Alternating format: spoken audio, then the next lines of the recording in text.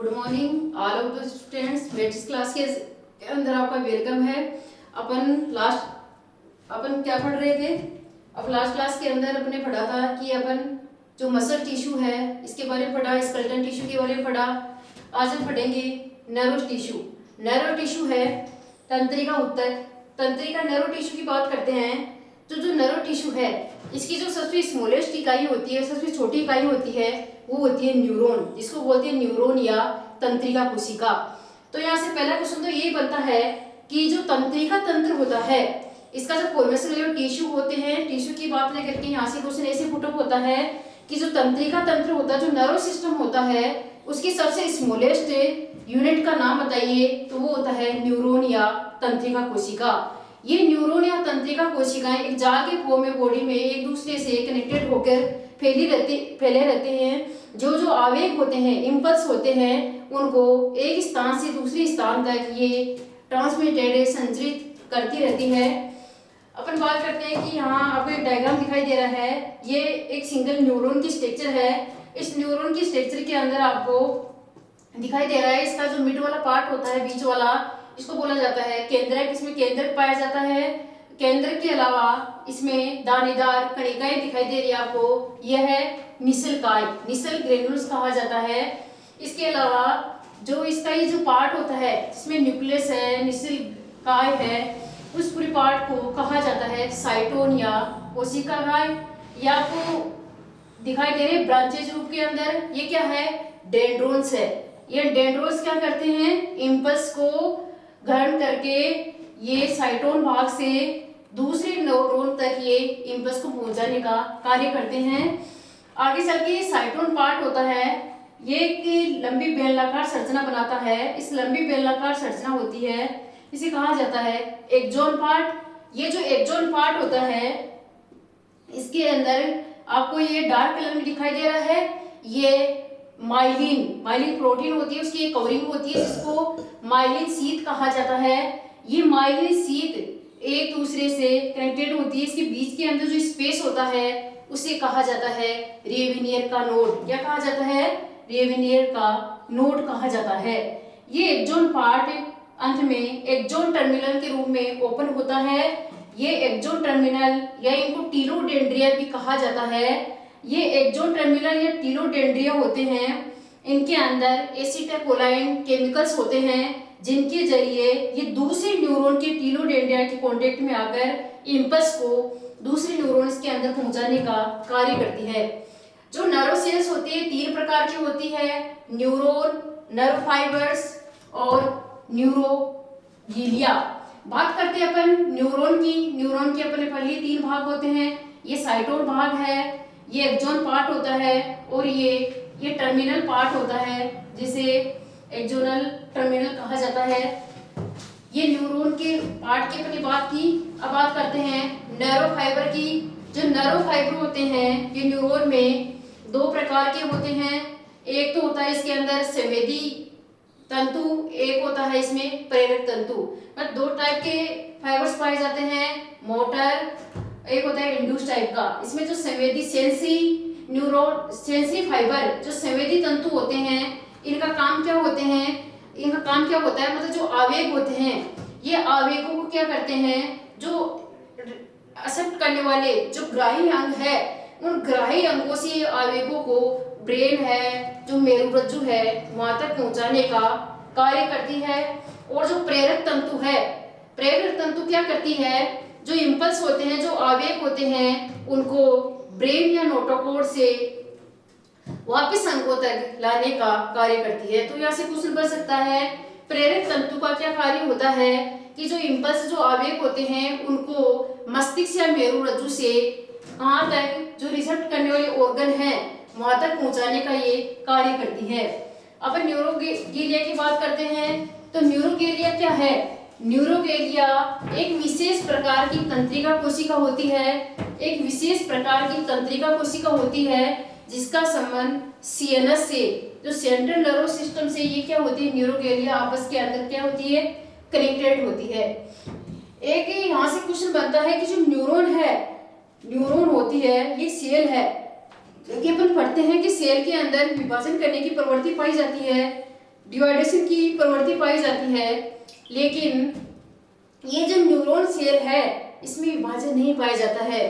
क्या कारण है कि सेल में विभाजन होता है लेकिन यहाँ न्यूरॉन एक सेल होते हुए भी इसमें विभाजन नहीं पाया जाता है? इसका कारण यह है कि इसके अंदर जो सेंट्रियोल्स है, जो तारककाय के कोशिकांग है, वो क्या होता है, अनुपस्थित होता है। तारककाय कोशिकांग का काम क्या होता है, ये कोशिका विभाजन के दौरान जो तरकु तंतु है, जो स्पिंडल फाइबर्स है, उनका निर्माण करने का काम करता है।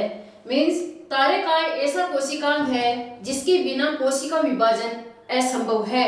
तो यहाँ से भी क्वेश्चन बनता है, किस कोशिकांग की अनुपस्थिति में कोशिका विभाजन संभव नहीं है, वो है तारककाय। दूसरा बनता है, कोशिका में विभाजन की प्रवृत्ति पाई जाती है लेकिन तंत्रिका कोशिका न्यूरॉन एक सेल होते हुए भी इसमें विभाजन नहीं पाया जाता है। कारण क्या है, क्योंकि इसमें तारककाय क्या होता है, अनुपस्थित होता है। ठीक है, नेक्स्ट क्वेश्चन कि तंत्रिका जो तंत्र है उसकी संरचनात्मक व क्रियात्मक इकाई क्या होती है, न्यूरॉन। क्या होती है, न्यूरॉन। ऐसे ऐसे क्वेश्चन बनते हैं। इस प्रकार ये अपना नर्वस टिश्यू कंप्लीट हुआ। इस प्रकार अपने जो एनिमल टिश्यू है ये सभी क्या होते हैं, कंप्लीट होते हैं। अब अपन जो आगे का अपना जो चैप्टर है वो देखते हैं अपन system, reproductive system. Reproductive system के अंदर आपको सिलेबस में दे रखा आपके कि नर व मादा प्रजनन तंत्र, नर व मादा प्रजनन तंत्र। इसके अंदर आपको किस टाइप के क्वेश्चन बनते हैं, उसकी संरचना के कौन कौन से भाग हैं, किस किस भाग का क्या काम होता है, यहाँ पे ये फोकस करना है। सबसे पहले अपन बात करते हैं नर जनन तंत्र की, मेल रिप्रोडक्टिव सिस्टम की। नर जनन तंत्र होता है, ये मेल के अंदर एक मुख्य रिप्रोडक्टिव पार्ट होता है जिसके अंदर क्या होता है, मेल गेमीट्स, स्पर्म का फॉर्मेशन होता है। ये कौन कौन से पार्ट्स होते हैं जो इसमें इन्वॉल्व होते हैं जनन तंत्र के अंदर। इसमें पहला भाग होता है वर्षण। नर जनन तंत्र के पहला भाग होता है वर्षण या टेस्टिस। दूसरा भाग की बात करते हैं वो होता है अधिवर्षण या एपिडर्मिस। थर्ड पार्ट होता है शुक्रवाहिका जिसे बोलते हैं वास डिफेंस। फोर्थ है शुक्राशय जिसे कहा जाता है सेमाइनल वेसिकल्स। फोर्थ है प्रोस्टेट्स, ये इंपॉर्टेंट है यहाँ पे। एक तो प्रोस्टेट ग्लैंड, एक शुक्राशय, और ये बहुत इंपॉर्टेंट है काउपर्स ग्लैंड या बल्पोथीरियन ग्लैंड्स। बल्पोथीरियन ग्लैंड्स खुलती है मूत्र मार्ग के अंदर, यूरेथ्रा में। यूरेथ्रा ओपन होता है पेनिस के अंदर। बात करते हैं कि वर्षण, नर प्रजनन तंत्र की बात करते हैं तो नर के अंदर 1 पेयर टेस्टिस पाए जाते हैं। ये टेस्टिस होते हैं राउंडेड, गोलाकार शेप के होते हैं, अंडाकार होते हैं। इनकी जो लंबाई होती है टेस्टिस की वो 4 से 5 सेमी होती है, और इनकी जो ब्रॉडनेस होती है, चौड़ाई होती है, वो 2 से 3 सेमी होती है। जो टेस्टिस होता है ये बॉडी से बाहर होते हैं।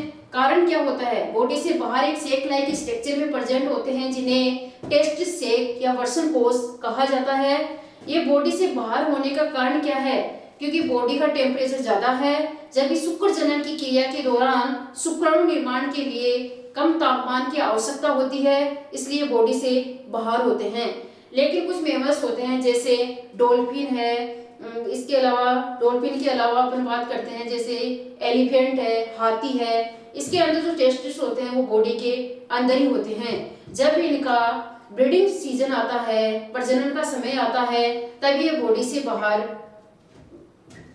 की तरफ, अपनी बॉडी से बाहर की तरफ ये पास आउट होते हैं।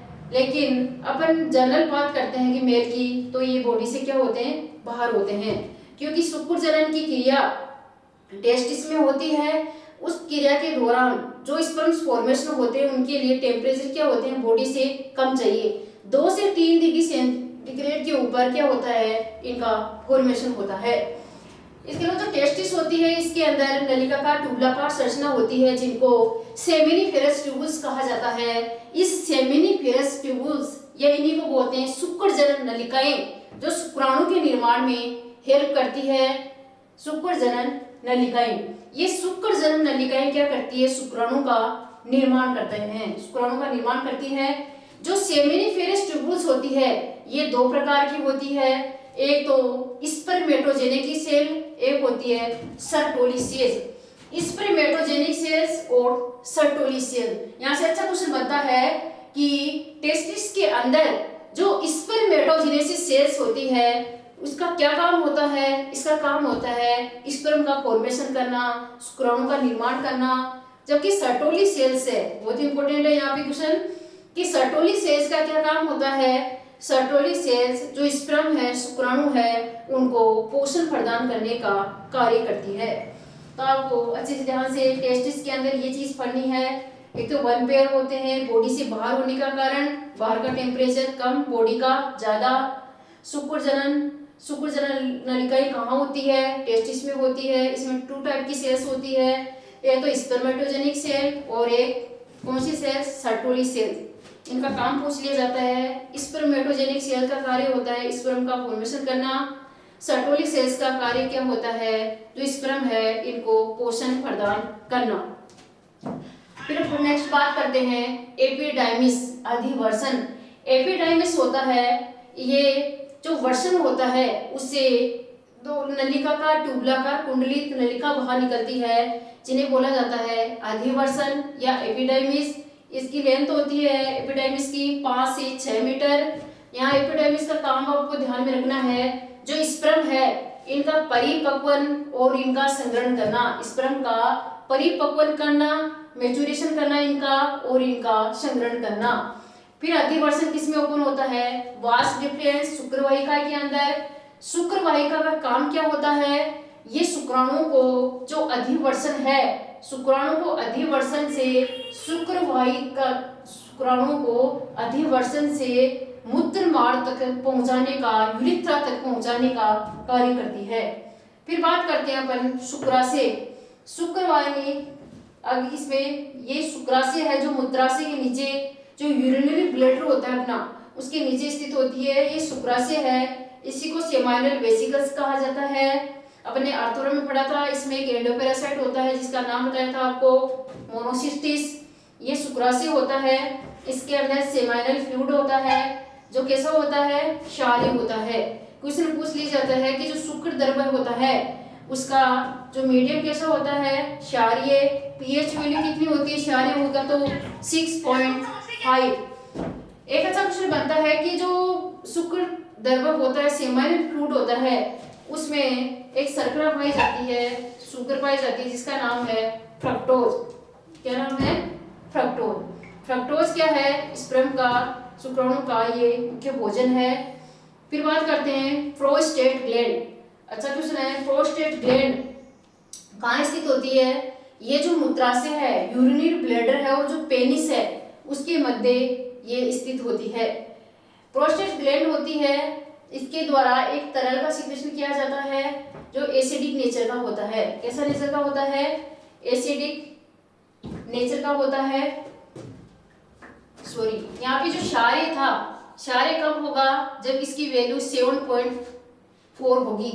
इसका करेक्शन करना। जो शुक्राशय होता है उसके जो फ्लूइड होता है उसका पीएच वैल्यू 7.4 क्षारीय, जबकि जो प्रोस्टेट ग्लैंड के द्वारा जो लिक्विड सिक्रेशन होता है वो कैसा होता है, एसिडिक होता है। मींस इसकी पीएच वैल्यू 6.5 होती है, 6.5 होती है। और इसके द्वारा मतलब इसके अंदर क्या पाया जाता है, वीर्य होता है। मतलब जो सीमन होता है वो टोटल इस लिक्विड का कितना % भाग बनाता है, 15 से 25% भाग बनाता है। फिर क्वेश्चन आता है, अच्छा क्वेश्चन है, काउपर्स ग्लैंड या बल्बोथेरियन ग्लैंड्स। क्वेश्चन आता है कि काउपर ग्लैंड्स पाई जाती है मेल में या फीमेल में, तो मेल के अंदर ये काउपर्स ग्लैंड्स होती है। ये 2 ग्लैंड होती है जो ग्रुप के अंदर पाई जाती है, किसमें होती है, ग्रुप के रूप में। और जो काइपर ग्लैंड्स होती है ये मटर के दाने के समान होती है। इसे होती है मटर के दाने के समान। और इसका काम क्या होता है इस काउपर्स ग्लैंड्स का, ये जो यूरिन होता है, जो मूत्र होता है, उसके जो एसिडिक नेचर है, एक तो उसको नष्ट करता है, एक जो मूत्र मार्ग होता है उसको क्या करता है, चिकनाहट प्रदान करता है। इसका मीन्स जो काउपर्स ग्लैंड्स है ये एक लिक्विड लसलसा पदार्थ का स्राव करती है। ये लसलसा जो लिक्विड पदार्थ होता है ये क्या करता है, यूरिन की एसिडिटी और जो यूरिथ्रा है उसको ये लुब्रिकेंट, स्नेक की तरह ये स्नेक का लुब्रिकेंट प्रदान करता है। फिर बात करते हैं कि जो काउपर ग्लैंड्स आगे किसमें खुलती है, यूरेथ्रा के अंदर। यूरेथ्रा किसमें ओपन होता है, पेनिस के अंदर। यूरेथ्रा का काम क्या होता है, यूरेथ्रा का काम ये मूत्र विसर्जन और वीर्य स्खलन। तो बात करते हैं कि यूरिन का ऑक्सीडेशन और सीमन का एजुकुलेशन दोनों काम करने का काम कौन करता है, यूरेथ्रा करता है। जबकि फीमेल के अंदर ये दोनों कार्य के लिए अलग अलग पार्ट होते हैं, जबकि मेल के अंदर ये दोनों काम एक ही पार्ट के द्वारा संपन्न होता है, जिसे बोलते हैं यूरेथ्रा। यूरेथ्रा फिर किसमें ओपन होता है, पेनिस के अंदर। अब बात करते हैं अपन सीमन की। मतलब पर डे एक स्वस्थ मनुष्य के अंदर मेल के अंदर 2.5 से 3.5 ml सीमन का एजुकुलेशन होता है।